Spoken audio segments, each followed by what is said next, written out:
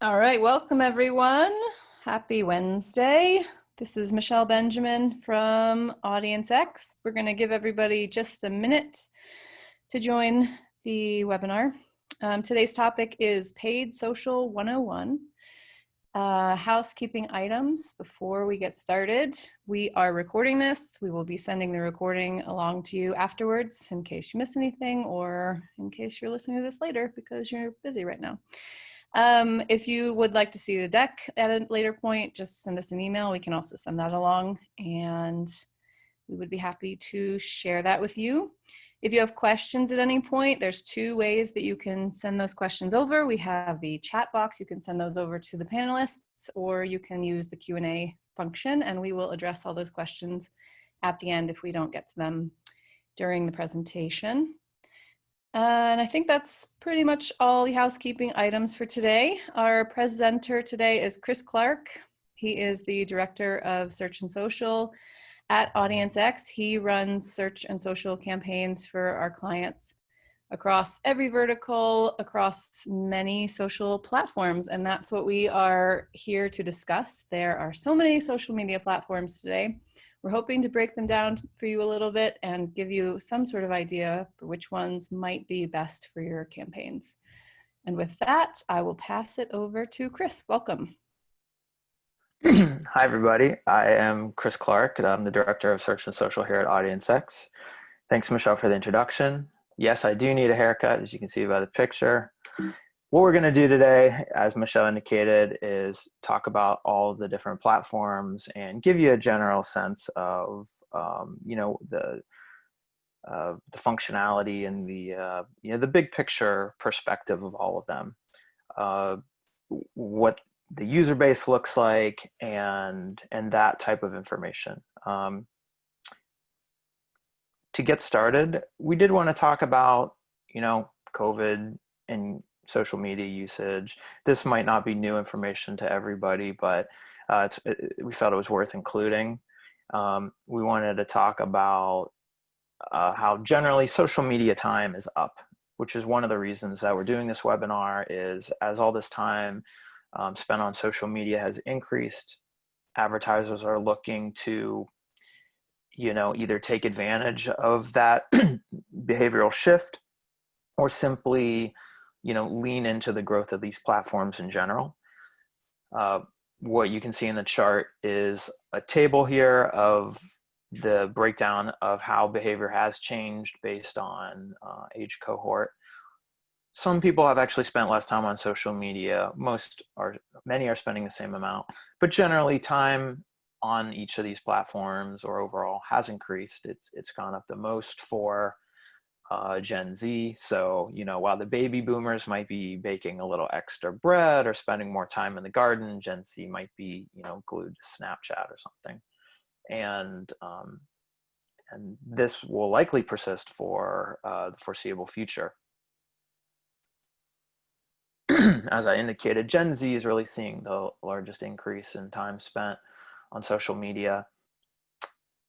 Right at the top, we can see that there's a lot more time spent on YouTube.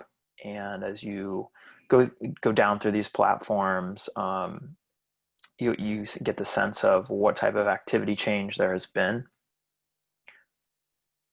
This is sort of the similar data of the data similar to the previous slide, just broken down by platform. So if you have a specific platform you're interested in, you can see what the impact has been.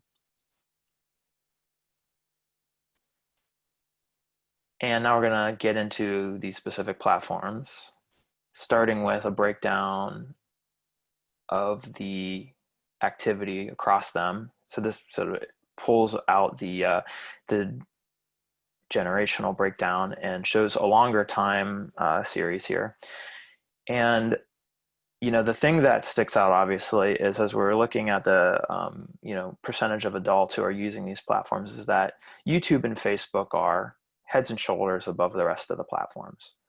And that makes sense and is useful to know for a few reasons.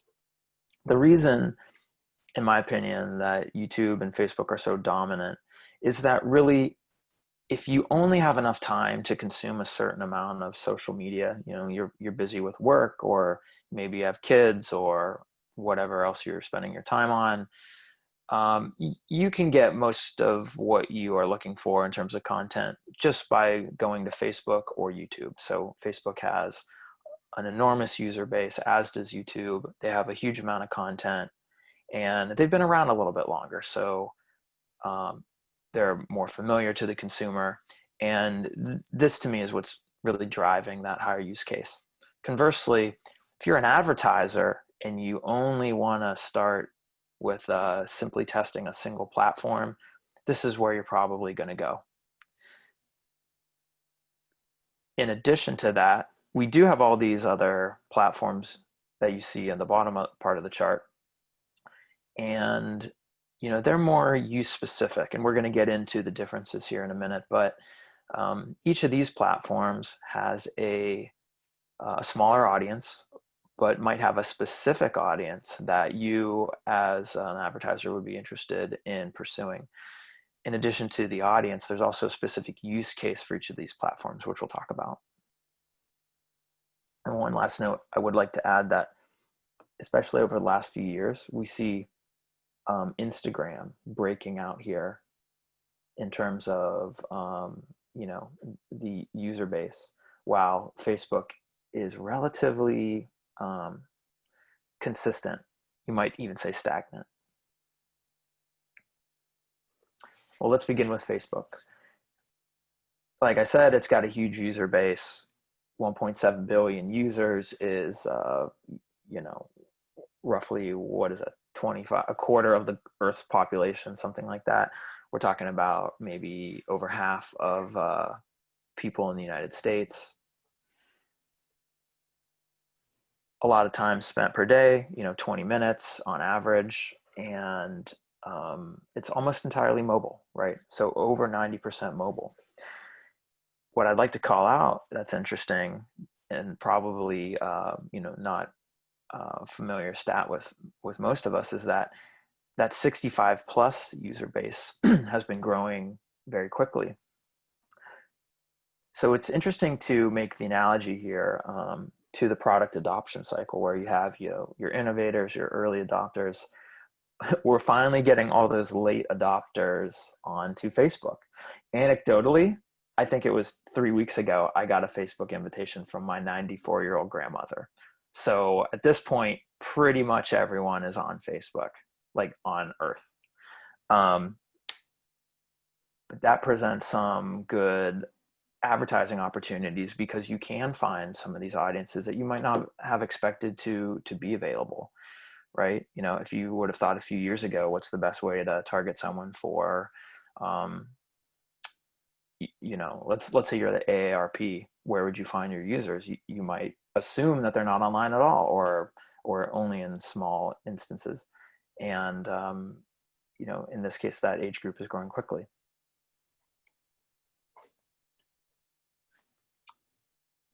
Facebook also has a lot of users who use the site frequently. So even though that time spent per day averages only about, 22 minutes, 21 minutes, there are just barely more than half of the users who are actually on the platform multiple times in the day. So that's interesting if you think about the variability in context, where somebody might check Facebook in the morning, at lunchtime, after work, etc. There are more opportunities to reach users in different contexts. And in terms of that frequency, they represent a higher share than the other next platforms down on that ranking table. So that more frequent engagement is another interesting feature of Facebook, in addition to obviously having a huge audience. So here's a breakdown of the user demographics on the left, and going back to that over 65 crew, Facebook reaches 41% of them. And that is much more than I would have expected, especially since, for the younger cohort here, the 13 to 17, it's only about 50%. I would have thought maybe more teenagers were on the platform. The reason we might not see more teenagers on the platform is because they're on other platforms as well. And so their time is sort of split. we'll cover those in a moment. We've included some screenshots here. I would imagine most of you have at least seen Facebook ads, but these are what they look like today. You'll notice that we've got a few different photo dimensions. So the two images on the sides are squares. We have a rectangle in the center. So there's a little bit of flexibility in terms of the amount of space the ad takes up. Advertisers use a combination of like stock photos like we see on the left with, the photo on the right looks like someone actually just snapped that themselves. So there's a good amount of creative variability that advertisers like to use. And then very important distinction here versus other platforms is we have room for text. So it's important to note that the image drives the performance on social media. Facebook in particular, I think they say it accounts for about 80% of the activity. But the text is important as well. And it's another way to add context and detail to whatever your offer is or whatever your message is. Targeting options include an array of things in addition to our standard demographic targeting and interest-based targeting. Facebook has some things that don't exist in all the other platforms. They have things like fields of study and behavior.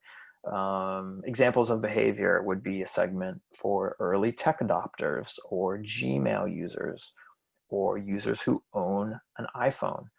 And that behavioral targeting is really valuable in finding and reaching your specific audience. In addition to that, Facebook has really powerful lookalike modeling ability to use first-party data.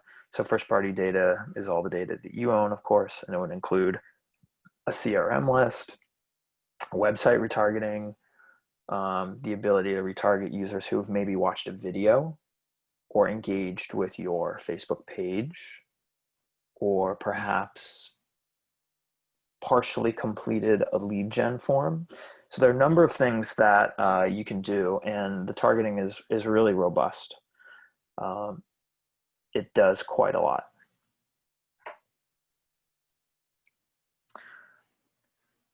We've got a benchmark table here of average cost per click. This, I think, was a WordStream production. They break it down by sector, and the average cost per click was $1.72 as of the date of this publishing. And knowing the cost per click might help you understand, based on conversion rates, what you need to get the performance you're looking for. What I want to call out here is one of the use cases for social media in general. We'll note that the CPCs here for the finance and insurance sector, which is the purple bar in the center, in case you're not zoomed in too closely, the highest average CPC here is $3.77. And that may or may not sound high, but what's important is those terms in search are really expensive. Their average, for that sector overall is roughly $50 a click. So the idea that you could target people interested in financial services for, essentially less than a tenth of that cost per click is compelling. Now, you're not necessarily going to be reaching people who all have the same amount of interest or intent as you would with search, but it's so much cheaper that you can afford to, cast a wider net and, reach people who are not yet ready to purchase or convert. And that's one of the reasons that there's been so much growth in social media, especially relative to search. So I'm a search veteran. I've been doing it for a while, and I can remember years ago when clients would be looking to use search for awareness, which is not really search's strength as a channel, because there were no other channels. There wasn't Facebook advertising. There was no other way to easily reach people. And now that these platforms exist, you can, vary your strategy and not only find audiences more cost effectively, but, you can be where your audience is and find them across the internet and across all these platforms that we're covering today.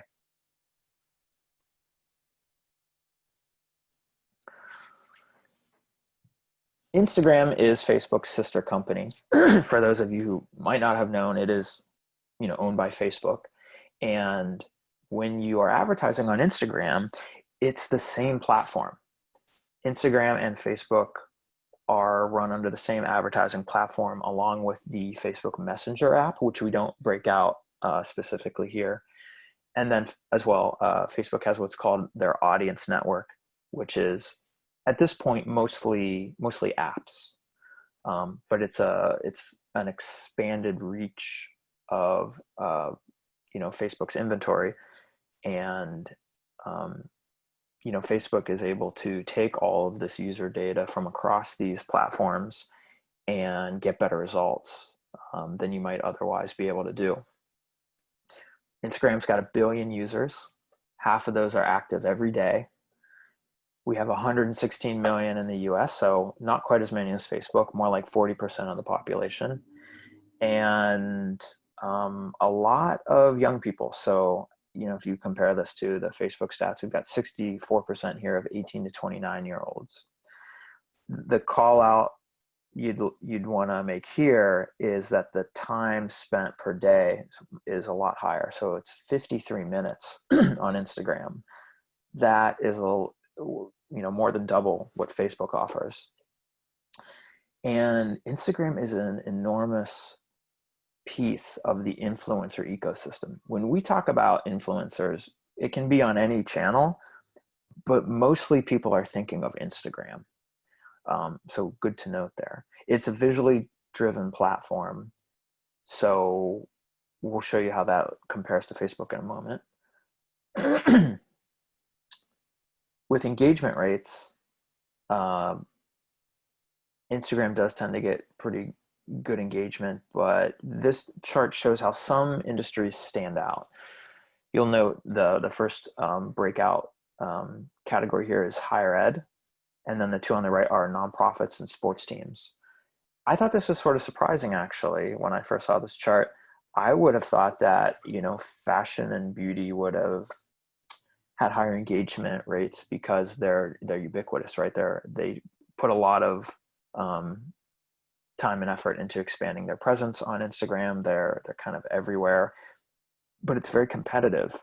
So, when I thought through it, I realized, and that actually might take a lot more to break out in those verticals, because they're a little bit more likely to be fungible services or goods where they're harder for a brand to become established.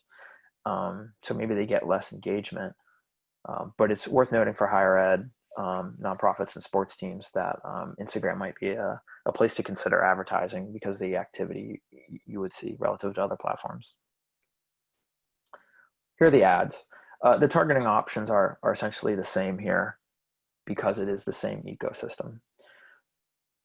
What you'll notice in the ad units here is that the call to action is a little bit different. So the Shop Now button here is subtle relative to the Facebook call to action, which is a distinct looking button. And there's no text. On the left, we have a single image ad. In the center and to the right, we have a carousel. The carousel is also only subtly different. You'll notice the 4 dots at the bottom in the white bar for the center and ad on the right. And those indicate the different slides of the carousel.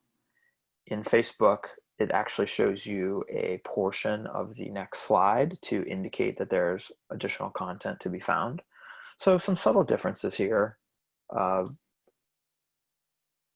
I'd say the biggest difference is really the lack of text. So that's how you can understand, for those of you who maybe are not Instagram users, what is the difference? Why is Instagram different?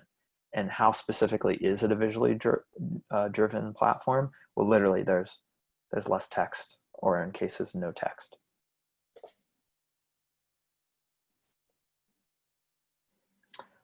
LinkedIn is our next platform. Comes in a little behind Instagram with 675 million users.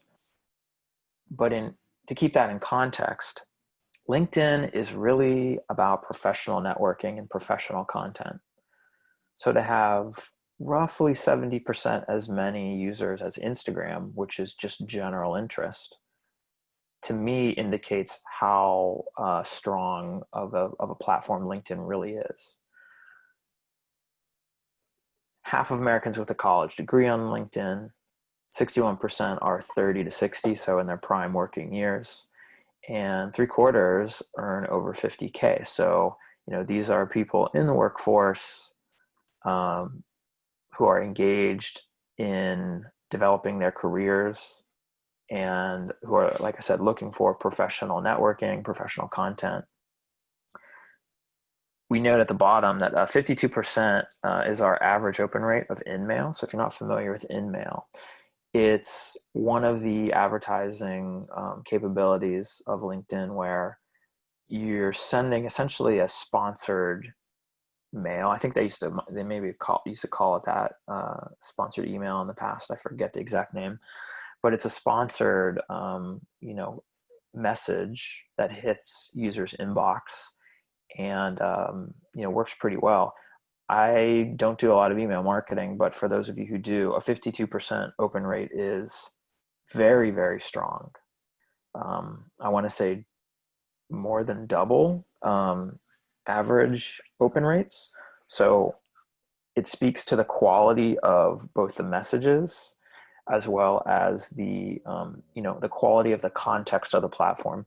LinkedIn users, even if they know it's a sponsored message, I feel like they understand that it's probably going to be relevant. And while they know that it is, a sponsored communication, they know it's an ad, they're still willing to consider it because they know it might be relevant to what they're looking for. So LinkedIn's got a great reputation for not really having spam, and it's trusted. Here's that audience breakdown by age cohort. So we can see both gender, slightly more male activity than female, and the largest proportion here is going to be users 25 to 34 years old. So that kind of makes sense. It's I would say the case that younger users are more likely to jump into platforms like this than older ones. But if you think about the future, this age cohort that's already in, they're aging up to other, the older age brackets, of course.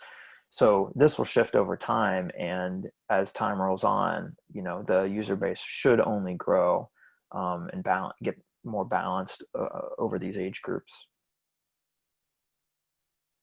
Here's what the ads look like. They're pretty similar to what you would expect to see in Facebook, but they're normally built around actionable or useful content, where someone on Facebook is more likely to engage, let's say, in branding of a particular product or something like that. In LinkedIn, it's a little bit less likely to be a branding play and more likely to be some type of content. So this is really an ideal use case for distributing, white papers or explaining a complex service.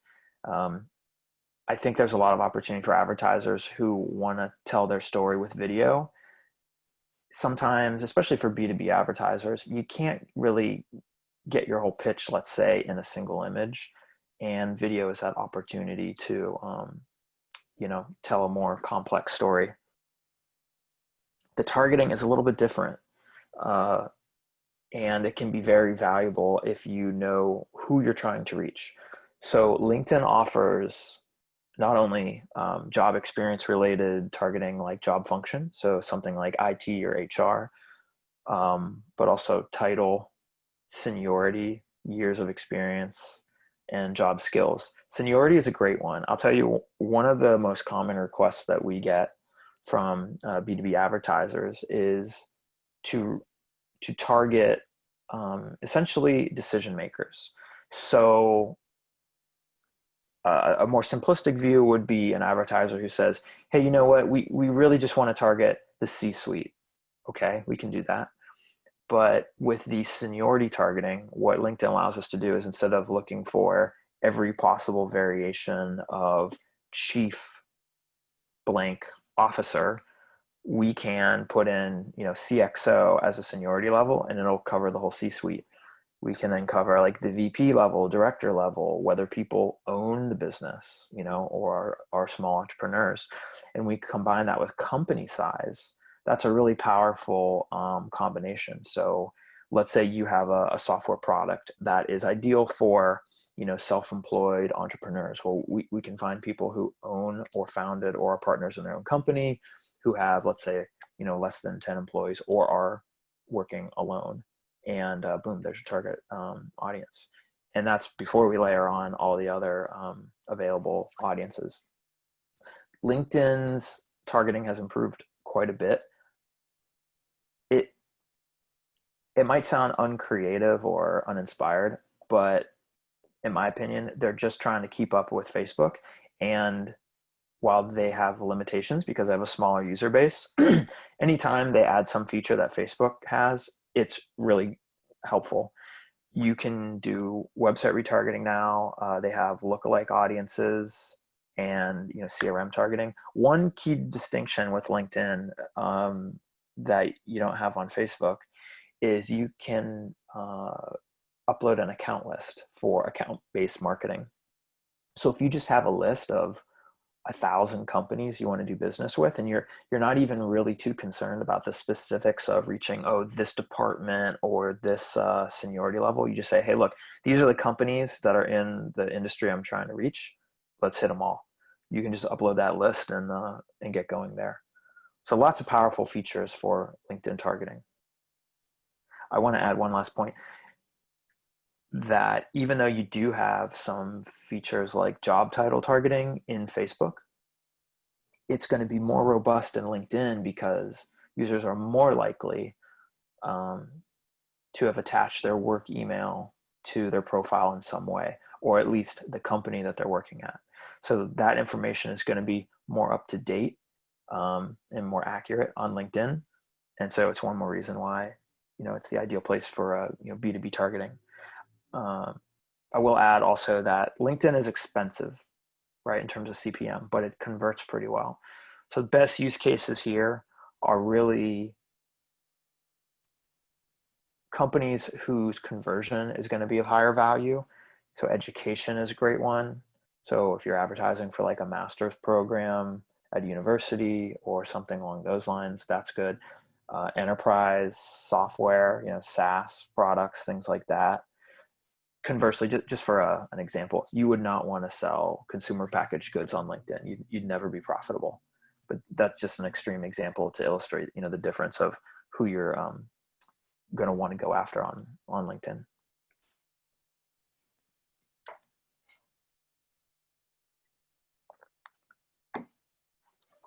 Now, Pinterest is a fascinating platform. It's quite different from LinkedIn.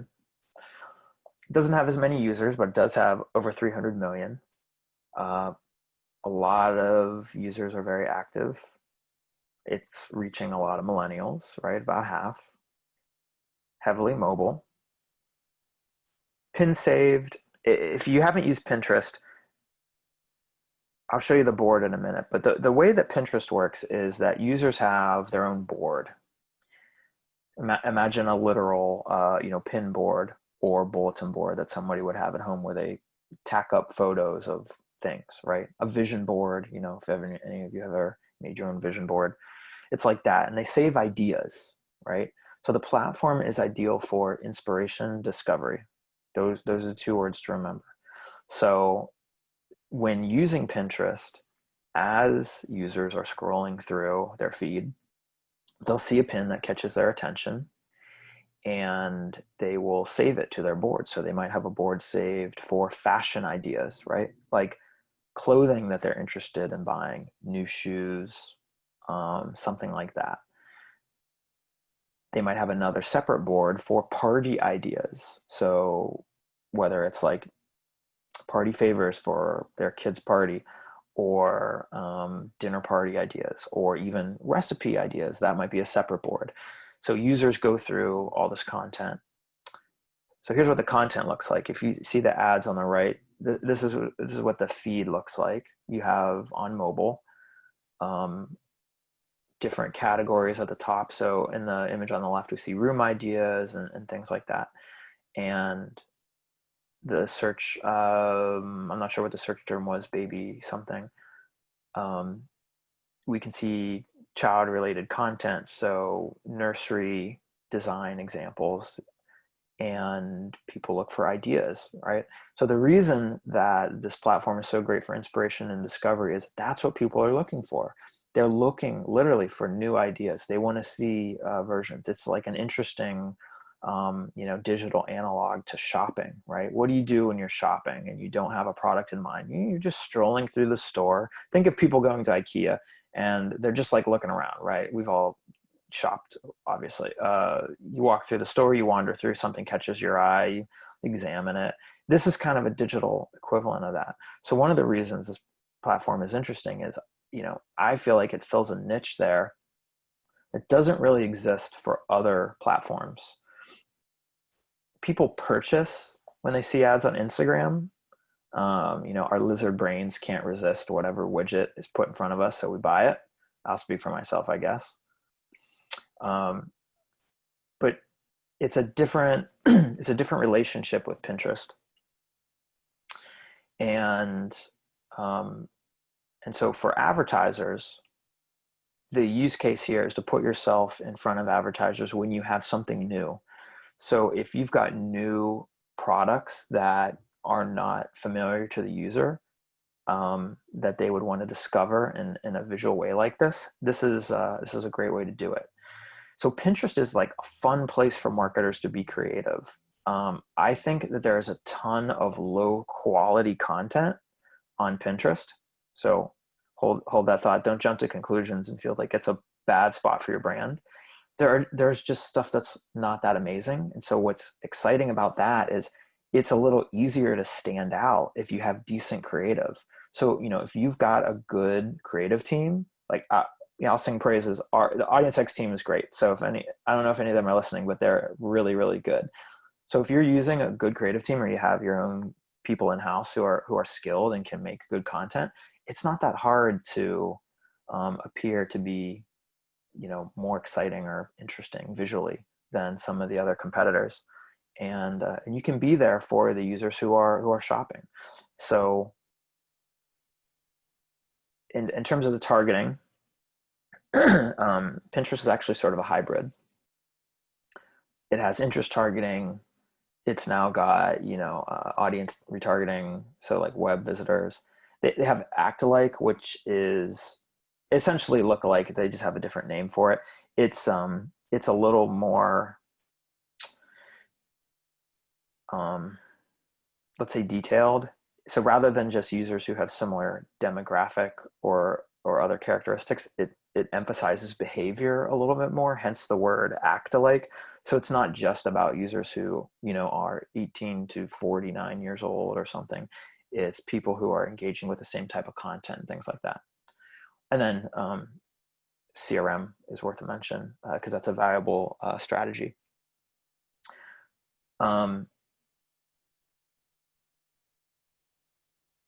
The platform, because of its visual nature, really does well with a few verticals, and it's going to work with stuff that is visual. So as I mentioned before, discovery with fashion, there are so many different styles and trends that come up that users are looking to stay on top of that type of thing. And so they're going to spend more time browsing because there's always new content. And so that's an opportunity to get in front of users. Similar with, furniture, home decor, design is really popular. You see on the right, there's a lot to do with food. So, recipes, things like that. I don't think there are many restaurateurs in the audience, but that type of place is where you can look to reach people who are cooking at home. I'm sure right now with COVID, the tons of ads related to things like bread baking and stuff like that. You can see the search trends. This is from a little earlier in the year, so this might be pre-COVID. But we're talking about travel. Travel is a huge one. As people plan their vacation, the amount of time they spend actually like booking the trip is pretty brief relative to the amount of spend they time dreaming about where they would like to go. So that's why we have like international stuff. So you can imagine, users or advertisers posting content to do with the natural beauty of foreign lands, like waterfalls that you've never heard of in Africa and stuff like that. I've run across some content like that. And these trends change, but you can put your message in front of the users, understanding what type of stuff they're looking for.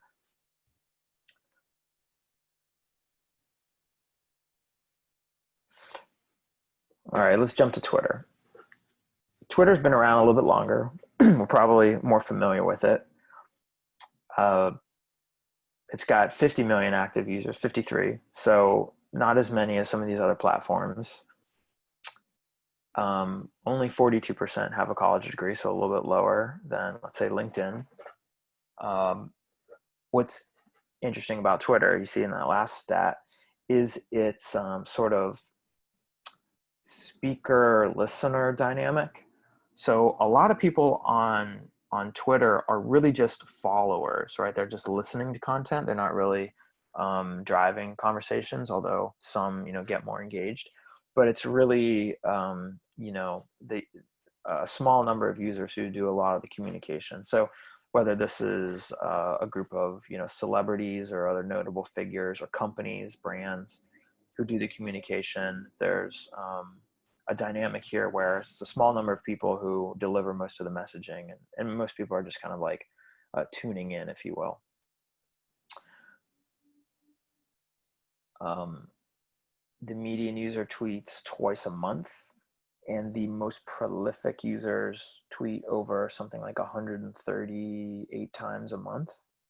So you can get a sense of just exactly how much of a divergence there is between frequent users, or let's say frequent tweeters, versus an average person. What do the ads look like? Here we see two examples. In the feed, they kind of look like what you would expect to see in Facebook or Instagram. It's a little bit less cluttered, I feel, than Facebook. Targeting options are similar. They're not quite as detailed as Facebook because they do have a smaller user base. And I would say that for SMBs, we actually don't do a lot of Twitter. It's worth knowing about Twitter. It is part of the ecosystem. Twitter is really strong for organic, reach. This is a way to have conversations with your community, of users, depending on, what your company does. It's a great way to communicate with your existing customer base, which is really valuable. You might not do that in the same way on other platforms. And it's really good for branding. So, large companies use Twitter for that. It's good for current events and things. I don't know if everyone remembers this, but I think it was 49ers, Baltimore Ravens Super Bowl.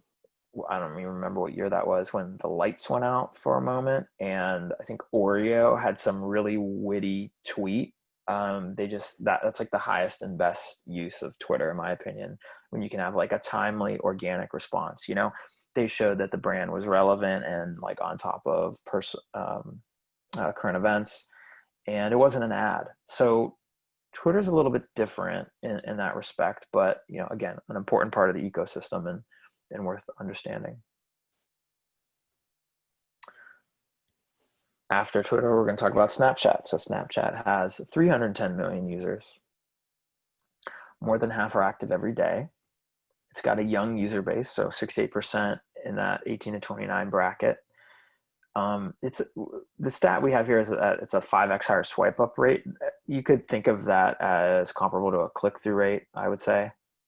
And the average time per day is about a half an hour. So more time spent per day than Facebook, less than Instagram.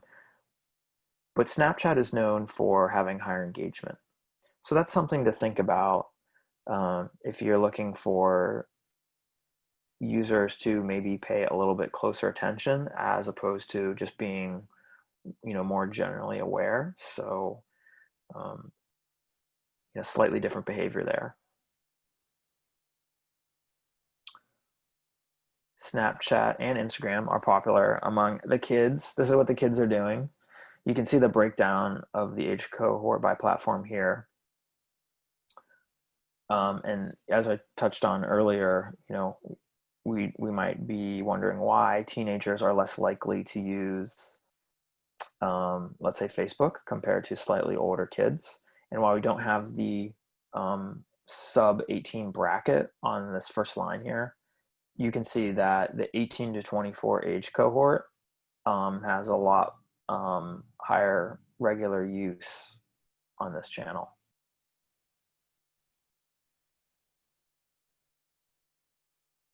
The creative is worth noting.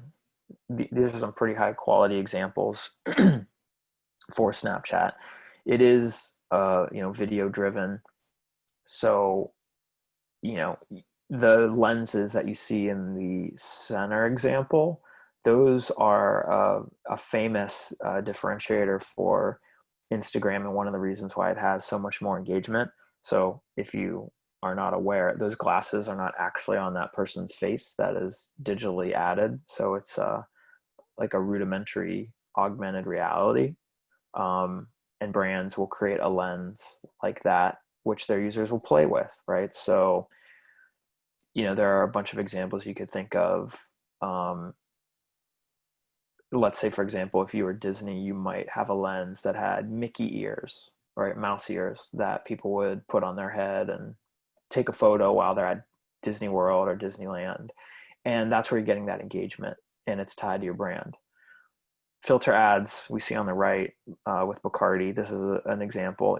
Somebody's like in the line for a cocktail at a concert, and they throw the filter on. So brands might run a deal where it's like, all right, show us your Snapchat with the filter ad, get a free drink. I don't know if they do that too often, but encouraging that engagement to spread awareness. We've got a lot of targeting options here, as you see with some of these ad breaks. So we can do a lot there. We do have CRM lists. Again, that's very valuable. We do have lookalike modeling and third-party data and retargeting. So Snapchat is also trying to keep up with Facebook ad capabilities, advertising and targeting capabilities, just like LinkedIn.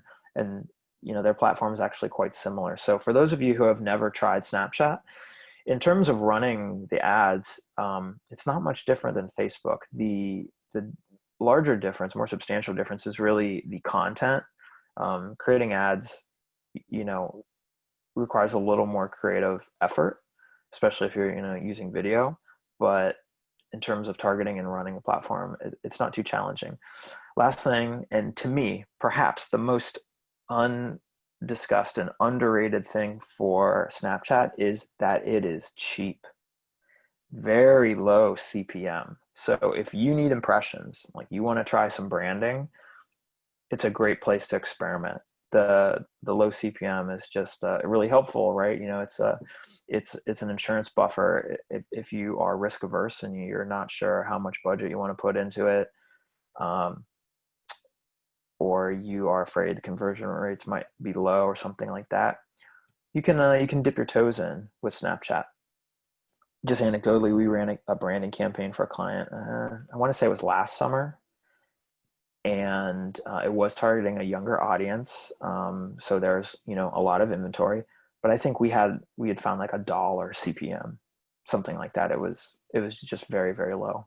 So pro tip there. Now we're getting into some of these more obscure platforms that some of you have probably never heard of, possibly never heard of. Next on the list is Reddit. So Reddit has 330 million users, roughly equivalent to Snapchat. Kind of interesting if you think it's got the same level of activity and you've never heard of it. It doesn't have quite as many people who are regularly on. So our metric on the upper right here is 34 million logged in users. Similar amount using in that 18 to 24 bracket. It does skew male. But what users allows you to do, what Reddit allows you to find are your niche users, your niche community. So what is Reddit? Reddit is like a forum where you have what are called subreddits, which you could think of as a thread, or you could even think of it as like a chat room where users post messages in response to another. And then they can also, they have the ability to upvote or downvote responses to sort of crowdsource the best content. For example, one Reddit subreddit that I used to follow called True Reddit is a news Reddit, and it would serve as an aggregator for all types of other news sources. So if you log in to the platform and you're looking at the True Reddit subreddit, it's a bunch of news content, you know, curated by the members from all articles all across the internet, and anything that was really popular, users would upvote. So if you were to join and follow this, this thread, you're getting the rank order posts of the best content according to your peer group, right? So the people with whom you share similar opinions, right? This like-minded group of users, you see the content that they like in order, and it aligns with what you're doing. And like I said, it can be pretty niche. So another anecdote, I had to buy a suit for a wedding. The wedding was postponed.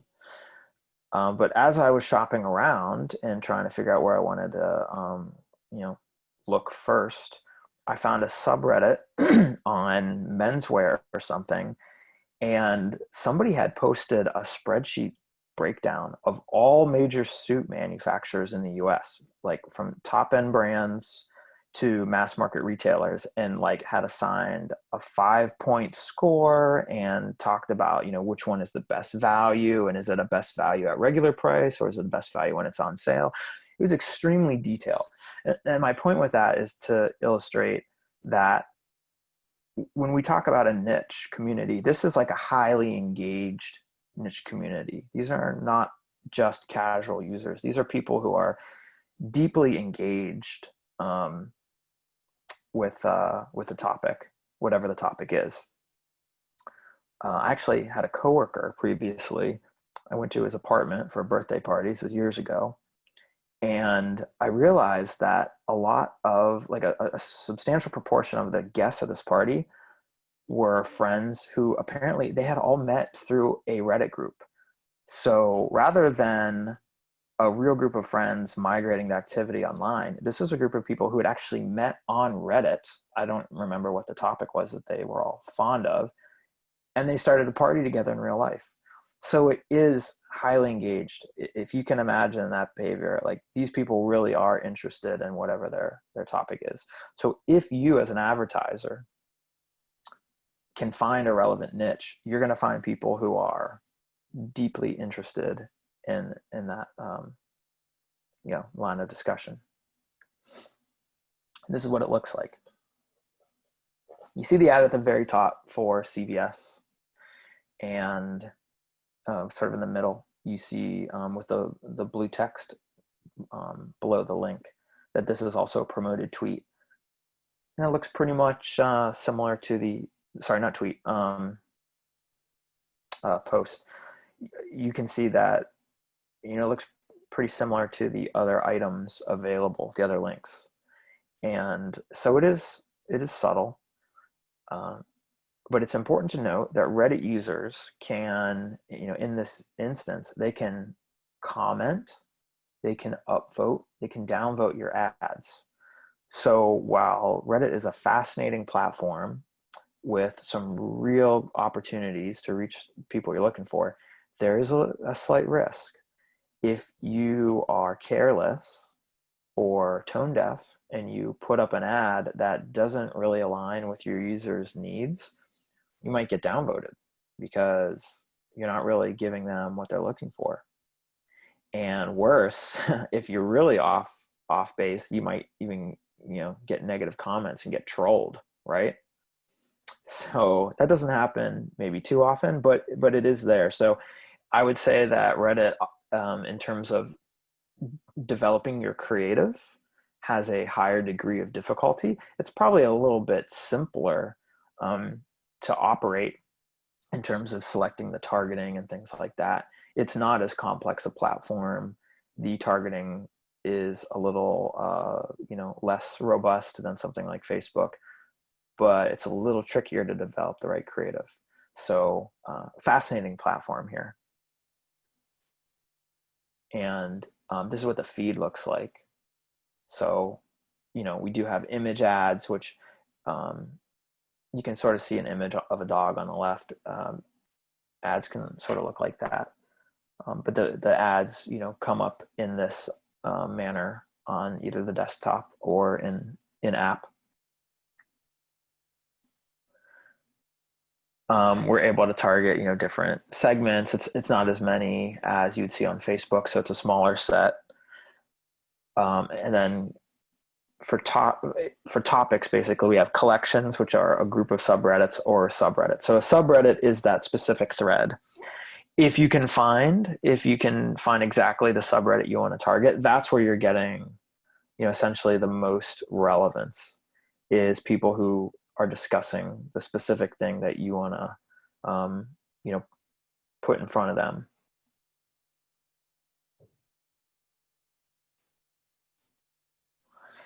And related to Reddit is Quora. So Quora is a little bit different. It's probably another platform you've never heard of, with just as many users as Reddit and Snapchat. Also skews mail. They're not quite as heavily. Not quite as much mobile use as you would see on something like Facebook or Instagram, kind of implying that there's a higher proportion of users who are logging on at work, right?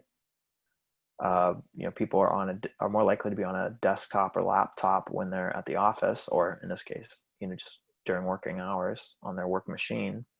And so, that mobile use is a little bit lower. The household income is a lot higher. So, we talked about LinkedIn. So think of that for a minute. What do we say? LinkedIn, 50% have a household income over 50,000. So 54% of users on Quora have a household income over 100,000. The implication being that the people on the platform are more likely to either be more senior members of a company, have more seniority, or possibly be in higher value industries like engineering. And rather than having discussion threads the way Reddit does, Quora is more of a question and answer platform. So here's what the ads look like and the feed, both on desktop and mobile. You have answers that get posted in response to questions that users ask. So a user might ask something like, what is the best project management tool?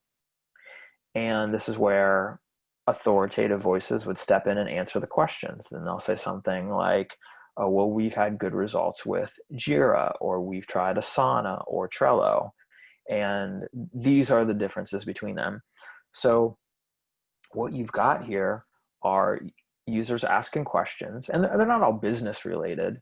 I mean, some of them might even be silly. right? I've seen questions like, what's the best way to make $1 million by the time I'm 30, right? And then, people make answers. But you do have users who are looking for specific things related to business, like who's the best bank for small business lending, right? Or where am I going to get the best deal on an auto loan, right? Stuff like that. So when you have users who are doing research, you're often thinking about, what keywords am I going to use to advertise to them on search? And while obviously search works pretty well for most advertisers, here's another way to find users who are in a research frame of mind and are looking to get answers to their questions. There's a lot of targeting options similar to what we see in other platforms, so nothing too out of the ordinary there. One difference would be that you're able to target based on specific questions and answers and things. And there is keyword targeting as well here. All right, briefly, let's talk about TikTok. TikTok has a lot of users. It's the #1 downloaded app this year. Daily app usage is very, very high. It's almost as high as Instagram. There's a lot of engagement, right? A third of users roughly have been in some sort of hashtag challenge. It does skew a little bit younger, and it's all over the news. So, there's all kinds of stuff going on about, like, Amazon told their employees to get rid of it. India's having a scuffle with China and has asked I think block downloads, maybe. I forget what the headline said. So there's a lot of talk about TikTok, but booming growth. It's similar to Snapchat, and self-service is now available. So for those of you who haven't been following too closely, they opened up the ability to advertise, I think it was last week, and they're actually offering some matching funds for small businesses up to maybe, I think it's $2,000. That said, if you've never tried Snapchat, I don't know if I would jump into TikTok. The advertising capabilities, like the targeting, they're not quite as robust. You don't have single year targeting. You have buckets of ages. It's probably better for branding. So it's a very exciting platform that is growing quickly. And so definitely one to keep an eye on to see how we might use it in the future. But I would say at this point, I would probably deprioritize it relative to Snapchat and Instagram.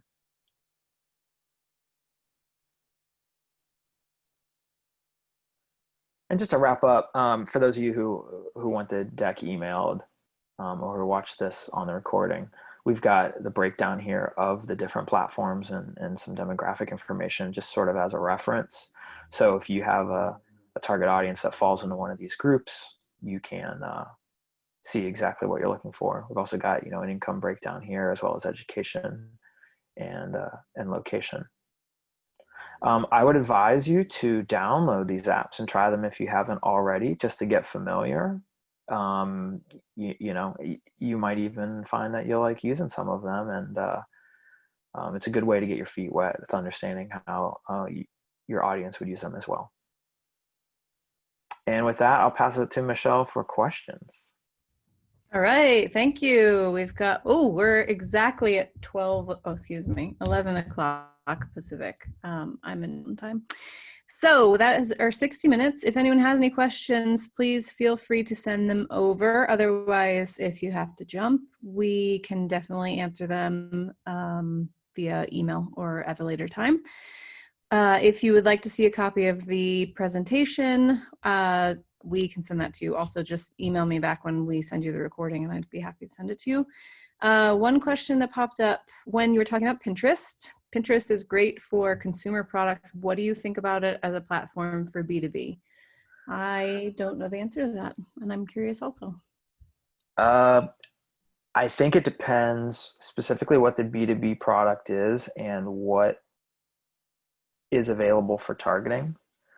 But it's definitely worth a test because you can target keywords or with keywords, you might find that there is, there is actually some search interest for a particular, vertical or category. I would say that, without knowing the specifics of the business, that you're probably going to want to lean into it or test it if you have something that can be visually compelling.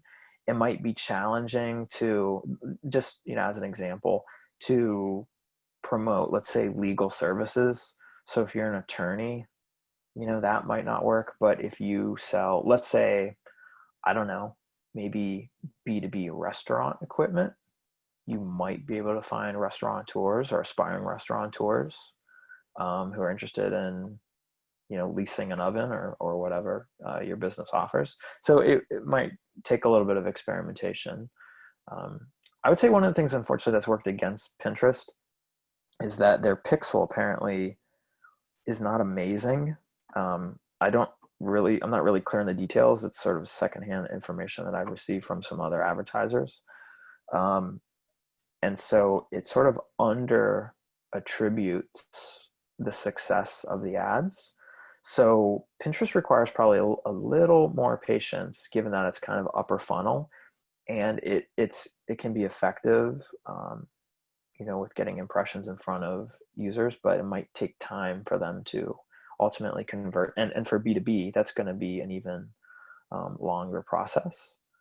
So I think, to answer the question, it's going to depend on the product of the specific vertical, maybe, and also, what you can do with creative to really make it stand out. And then again, if you think you can align that with a specific audience target as available in the platform. Sometimes we do get clients where we're hard pressed to find an audience that does specifically align, even in like Facebook or Instagram, where there are a lot of options.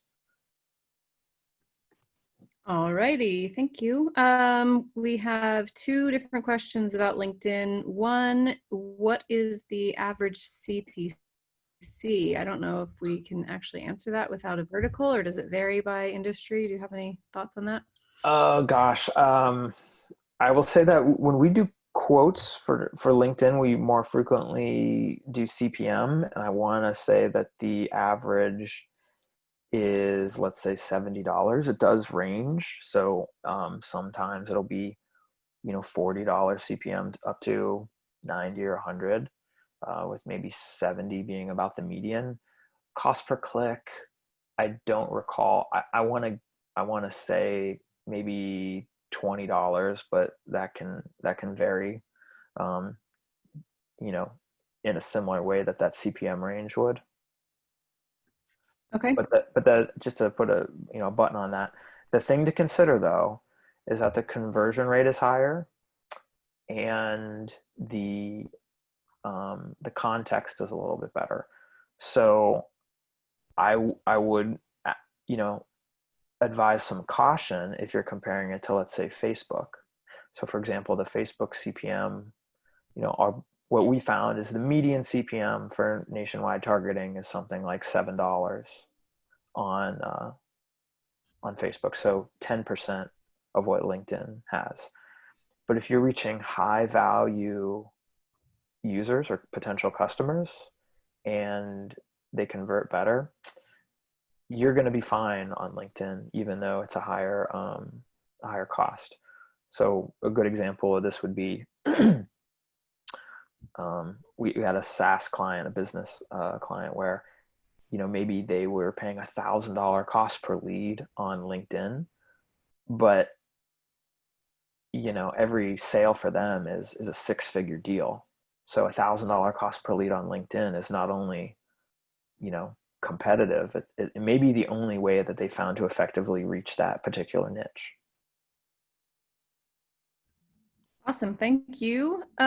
We've got a couple questions that are a little bit more specific to certain campaigns, so I think we might need to take those offline, but we will definitely be in touch. I'm writing them down. One more about Reddit that I think is a very interesting question. How can businesses respond to Reddit articles that are published by users that may be incorrect? Do you have any thoughts on that? Mm. Well, it's sort of going to be similar to, um, responding to a negative review, which is tricky. Uh, just like you can't, let's say on Yelp, delete a bad review, you really just have to respond with your own message. So, um, again, I've had some experiences here. Literally, my personal physician and as well as my dentist, when in just having casual conversation, have asked me what they can do about negative Yelp reviews. I'll spare you the details, but that's come up. And then we've had clients who have been interested in running PR campaigns because they've had a negative PR experience. Something happened that they were trying to sort of, respond to in a similar way. And you really just have to respond with your own positive content. So that's the best I would say you can do to steer the conversation is, respond with relevant, positive content that can, really speak to those audience members who haven't maybe made a decision one way or the other, who are still open-minded and really just continue to behave. So I guess the specific instance, might call for a different behavior. If let's say, for example, if a company is getting negative comments because, I don't know, they emit a large amount of greenhouse gases. Well, if that's true, then you might have to own up to that and say, hey, we're looking at ways to improve that, right? That might be your best option. If it's a lie, you just maybe say that's not true. So we're getting into the maybe the differences between organic presence on social platforms as opposed to paid, and that's a little bit different of a conversation. But anyway, to sum all that up, I would just do that by saying that it's really just about putting out your side of the story, your positive content, to kind of counteract any negative content. All right, thank you. I am going to stop it there. We're 8 minutes over time. We have written down all the questions we didn't get to. We will be reaching out to you individually, so don't worry. Thank you so much for your participation. Chris, thank you so much. As you can see, Chris knows so much about all the social platforms. So if anyone has questions about any of them, or campaigns or strategies or anything, we would be happy to help talk you through your questions and hopefully give you some good ideas for ways to make your campaigns perform and reach the appropriate audience. Chris, thank you again for your expertise. I appreciate it. Thanks, everybody. And everyone have a great day. We'll be sending out the recording shortly, and don't be shy with the questions. Have a lovely rest of your day. Thanks.